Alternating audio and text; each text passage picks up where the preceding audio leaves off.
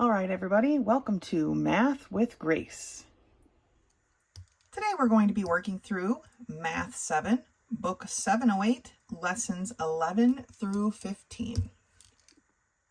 Lesson 11 begins on page 45, and it's titled Using Prime Factorization to Find the Lowest Common Multiple, or LCM. So it says here, breaking a number down by division gives us factors of a number. The opposite, or increasing a number by multiplication, give us the multiples. So the factors of 12 are 1, 2, 3, 4, 6, and 12.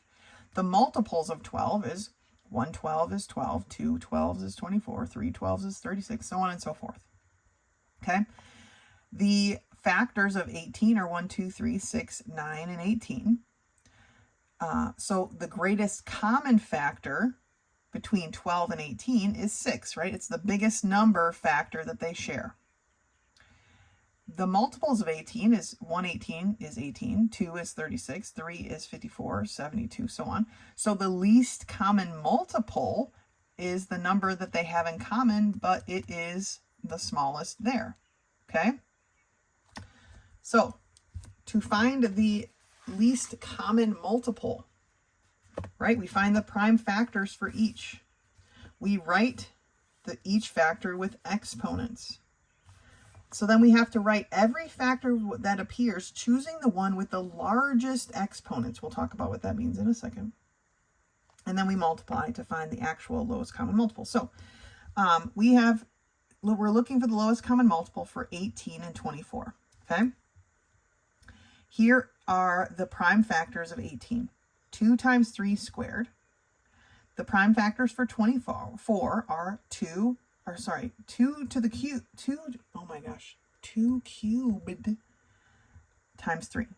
So now we need to choose all of the factors. So they both have a 2 in common, but we choose the one with the largest exponent. So it's 2 to the third times, they both have a 3, so 3 squared. So if it had a 5, we would have to include it as well, because we need to choose each factor, okay? Each factor that appears more than once, it says, but each factor. All right, so once we have those factors picked out, we actually solve. So 2 to the third power is 8 times 3 squared, which is 9. 8 times 9 is 72, okay? All right, let's turn the page. We're here at the top of page 46, and it says find the lowest common multiple for 12, 15, and 24. They've solved over here for their prime factors, okay? For 12, it's 2 squared times 3. For 15, it's 3 times 5. And for 24, it's 2 cubed times 3. Now we have to choose all of the factors.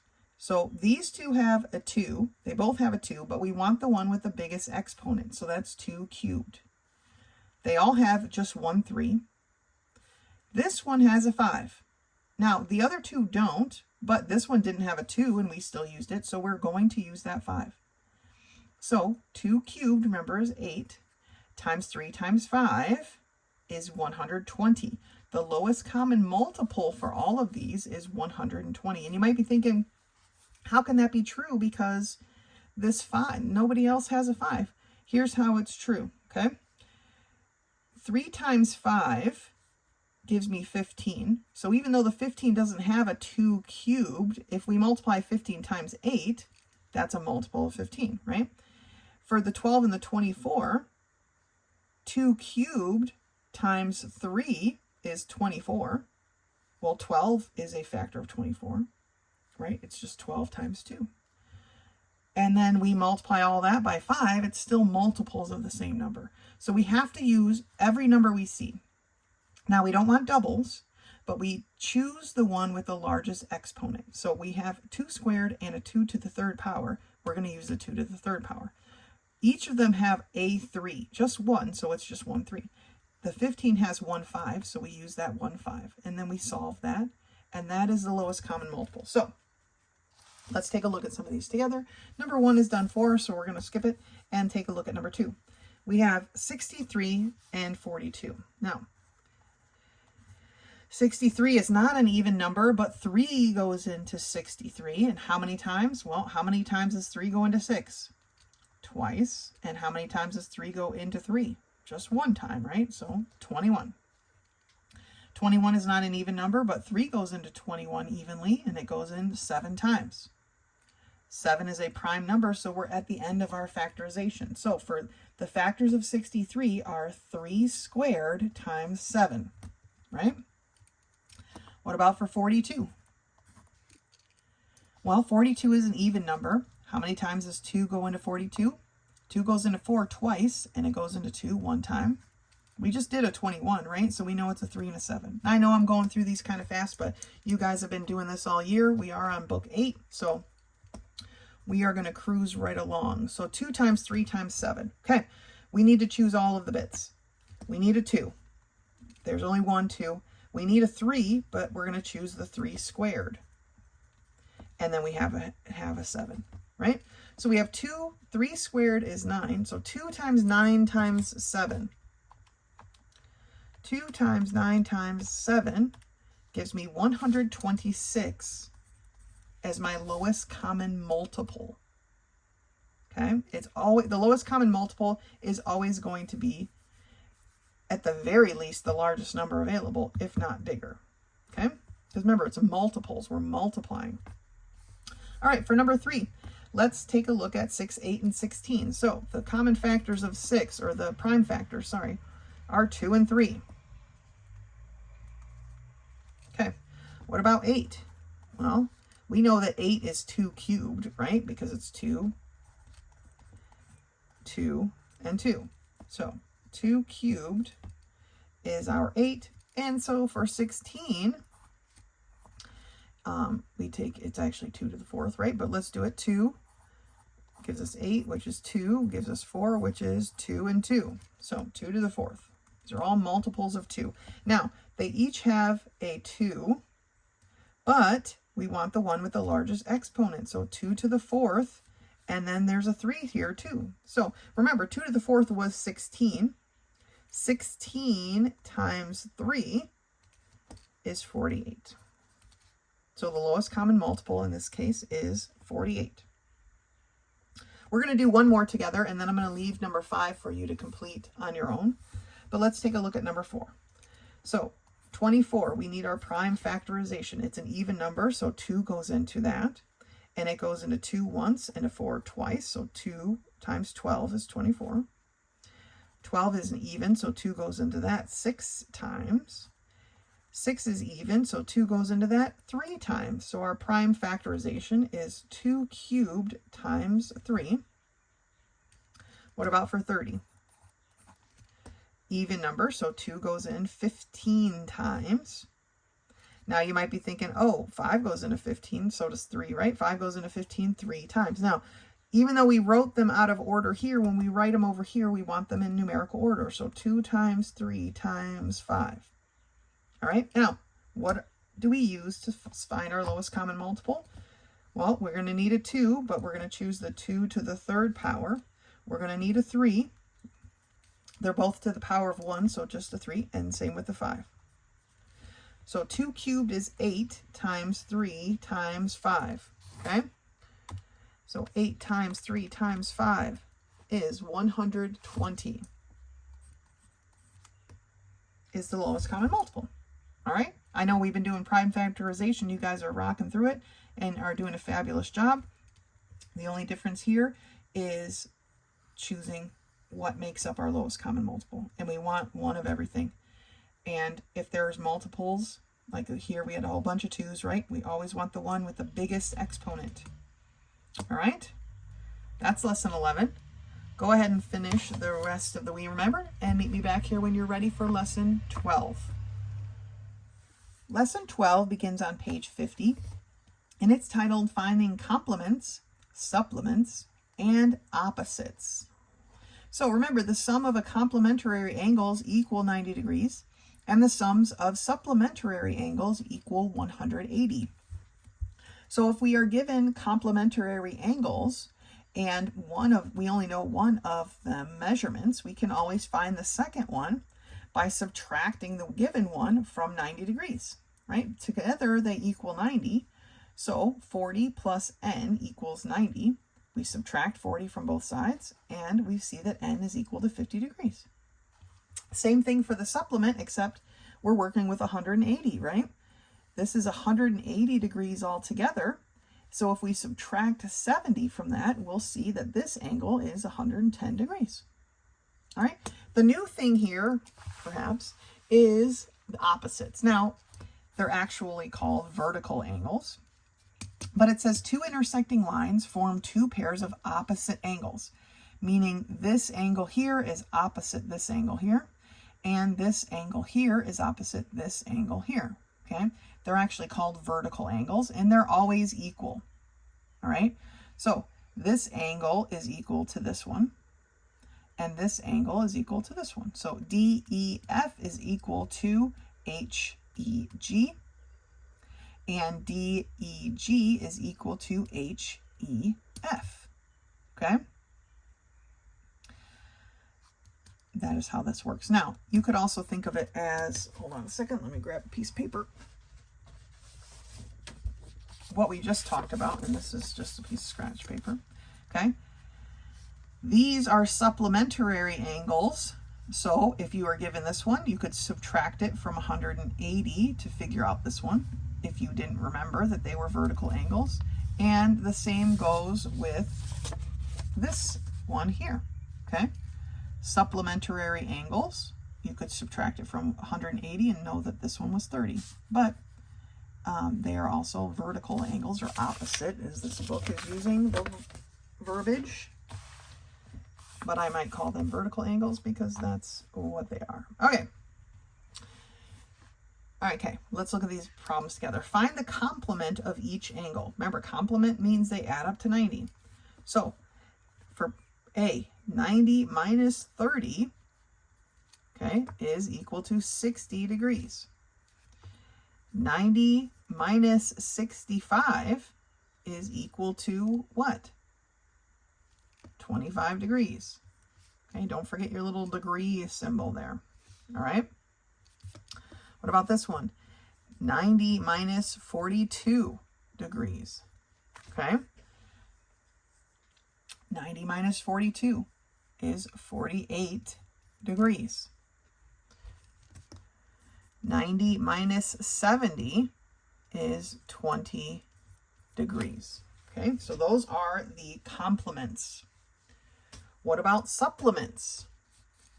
Okay, 180 minus 30 is 150 degrees.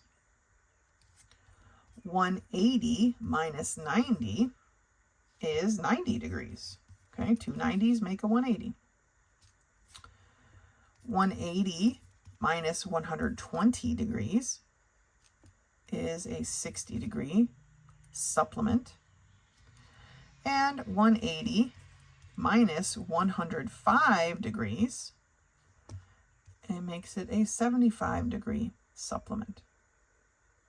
Okay, if you had to use your calculator, no shade, right? You do you. All right, that's totally fine. Now, answer the questions about this figure. Name the angle that is opposite PON. So PON's opposite angle is going to be MOL. Now, I might be labeling these what you consider backwards from the book. And the reason I do that is because as you move forward, the naming of angles is very important.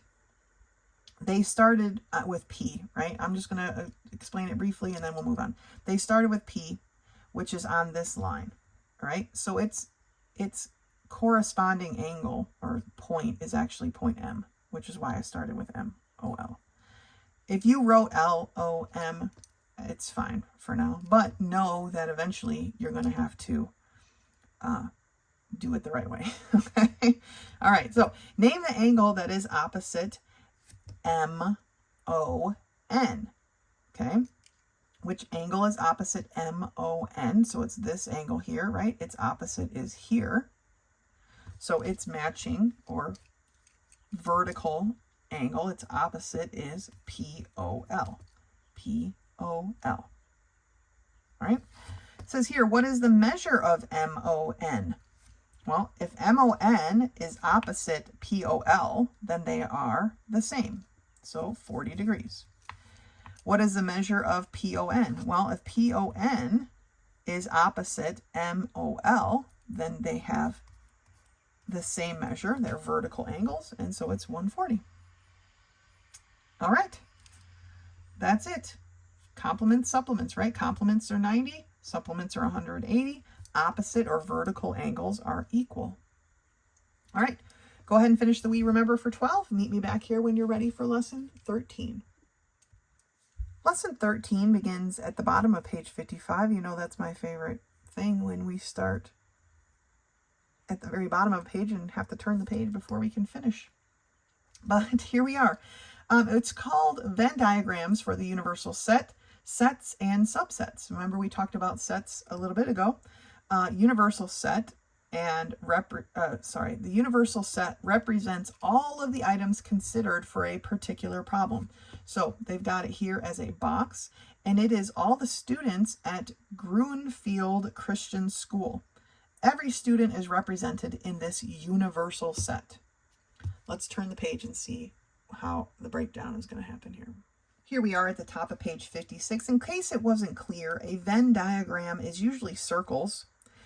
It's basically a depiction of a set of data as a drawing. And so typically it's circles. Our universal set, normally we don't draw that in for Venn diagrams, but it's typically circles, overlapping circles. So, all right, so when we use the circles labeled with letters to show sets within a universal set, below set A represents grades 4 through 7. So here are all the students in the school. Set A are the students that are only in grades 4 through 7, okay? Then we're going to put in a subset, another circle, right, that shows the students, 7th grade students. So this circle is only 7th grade students, all right? Now, what you could do is have another circle that overlaps kind of like this. That is, I'm going to call it set C. And C is equal to students from grades 4 through 7 who play sports or play in the band. They play an instrument. Okay, so then you can see that it overlaps, right? C, actually, let's make it C, not grades 4 through 7, because then that doesn't make sense, actually. All the students who play in band. So here are all the students in this school who play in band. Some of them are in grades 4 through 7. That makes sense now. Some of them are in grades 4 through 7, but some aren't, right? Some are younger, some are older, perhaps. And so this is typically what a Venn diagram looks like. Circles that overlap each other. They have some data in common, but not all of it, okay? All right, that being said, let's take a look at the actual problem that they gave us, okay? Label the sets according to the Venn diagram. So, chipping sparrows is a type of sparrows, and number 2 says all the sparrows. So if all the sparrows would be our universal set, so that's going to be U, then this specific sparrow would be A. It would be a subset of the universal, okay? Here they want us to complete the diagram, the Venn diagram. So U, the universal set, are people who live in Canada. A is people who live in Manitoba. I don't know if that's a big space or not, but we'll make it this. Because set B are people who live in Winnipeg, Manitoba. So that is a smaller set of my A. Okay? So that would be our Venn diagram to represent this data. Now, they want us to consider that information here and write true or false in these statements. Is the universal set a subset of A? Okay, universal set, a subset of A? No, that is false. A is a subset of the universal set, but the universal set is not a subset of anything. It's the whole population we're choosing from. So this one's true. It says here that B is a subset of A, and that is true, right? Because B, all of B fits inside of A. So that is a true statement. And then it says that B is a subset of the universal set, and that is also a true statement because B is inside the universal set. Okay? All right. Let's take a look here. We have these sets, set C, D, and E. They want to know the union between D and E. So remember, that's all of the numbers. And we want to start with the smallest, which is 12, 14. This has a 15, 16, 18, and then they both have a 20. We don't want doubles. Remember, we only want, these both have a 20, but we only want 120 represented. For part B here, it says set E, which is here, is a subset of what set? Okay, well, we know it's not a subset of D because it has a 15 and D did not.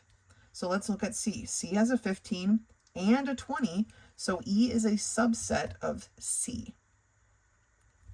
For part 6, they want to know where D intersects with E. So remember, the intersection are only the points that they have in common. And unfortunately, the only one that they have in common is 20. Okay, because, I mean, set E is very small. There's only 2 numbers. And this one does not have a 15, so it's just the 20.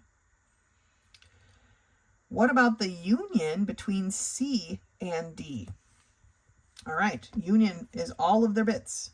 So we're starting with the smallest, 11. They both have a 12. And I wrote 13. They both have a 12. This one has a 13. They both have a 14. Here is a 15. They both have a 16. Here is a 17. They both have an 18. Here is a 19. And they both have a 20. So that is the union between C and D. All of their parts, no doubles. Right? Okay. So Venn diagrams, typically circles, typically overlapping circles. I mean, these do overlap as well, but this is a little bit less common for it to be the whole circle, to be an actual subset, right? They overlap typically like that. And then sets. We've been working with sets, so those should have been easy peasy, right? All right, that's it for 13. Go ahead and finish the We Remember. Meet me back here when you're ready for 14. Lesson 14 begins on page 61, and it's titled Points on a Coordinate Plane. Up until this point, we've been working with just like this positive coordinate right here, okay? But now we are going to be working with the whole coordinate plane, and you can see points located by, you can see that it goes to the negative numbers, okay? We have positive y's and negative y's. We have positive x's and negative x's. Points are located first by finding the number on the x and then the number on the y. Remember, the coordinate is always named in this order. It is an x comma y. They are ordered pairs. If they weren't always in the same order, then it wouldn't be very helpful, would it? So they are ordered pairs. They are always x comma y. So looking at these problems here, write true or false. If both coordinates are positive, the point will be in the upper left quarter of the coordinate plane. Upper left is here. Positive x, positive y's. That is true. If the first coordinate is negative and the second is 0, the point will be on the x-axis. So it looks like this. A negative number, comma, 0. Cute. Okay, a negative number, comma, 0 tells me I'm not moving up or down, so I am on the x-axis. So that is a true statement. If both coordinates are 0, the point will be at the center of the coordinate plane. 0, comma, 0 is the origin point. It's my favorite point, and it's right here. And so that is also true. All right, let's turn the page and do some more of these. Here we are at the top of page 62, and it says write the ordered pair for each point. Number 4, I'm going to do half of these, and I'm going to leave the other half for you, okay? So 4a, point B.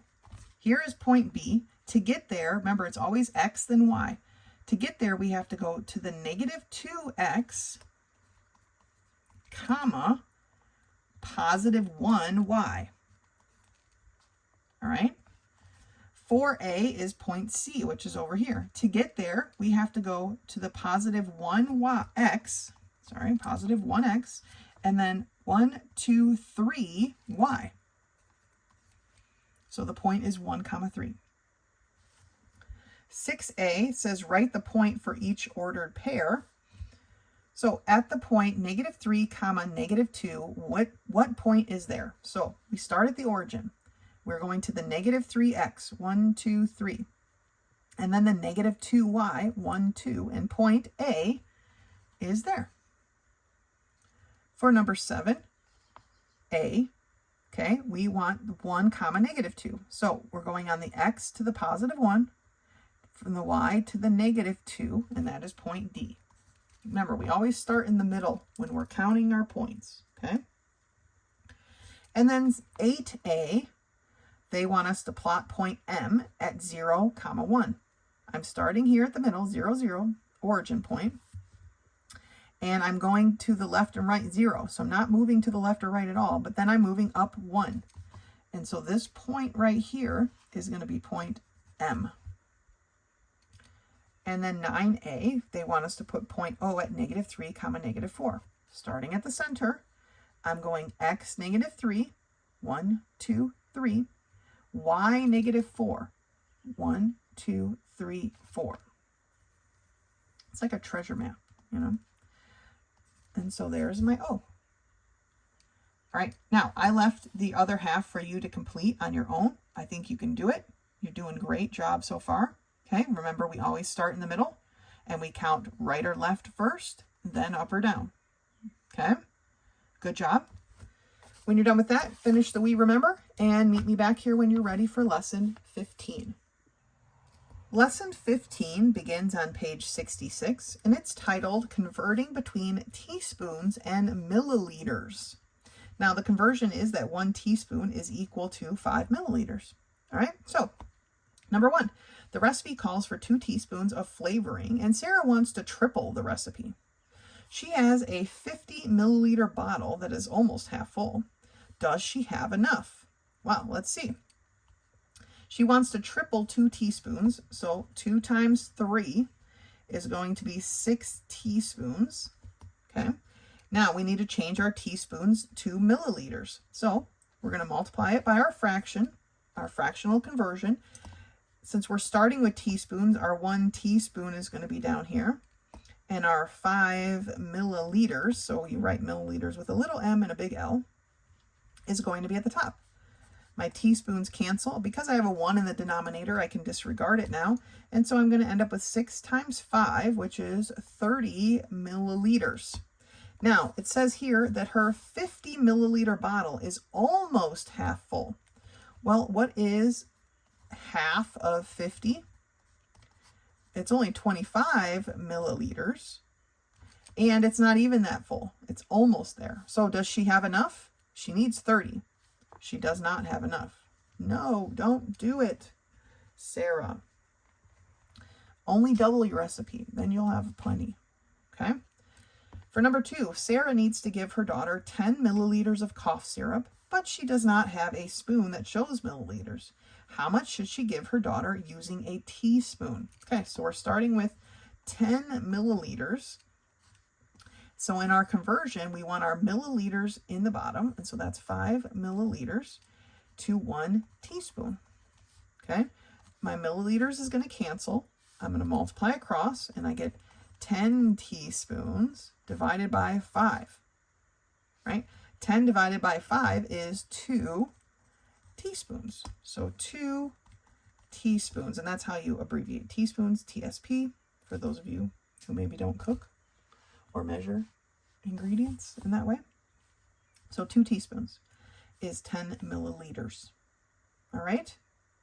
Okay, so that's our new conversion of the book. Seems like lesson 15 is always a conversion of some kind. All right, great job. Finish the We Remember. You'll be ready for your test. As always, if you have any questions, do not hesitate to contact me. Otherwise, until next time.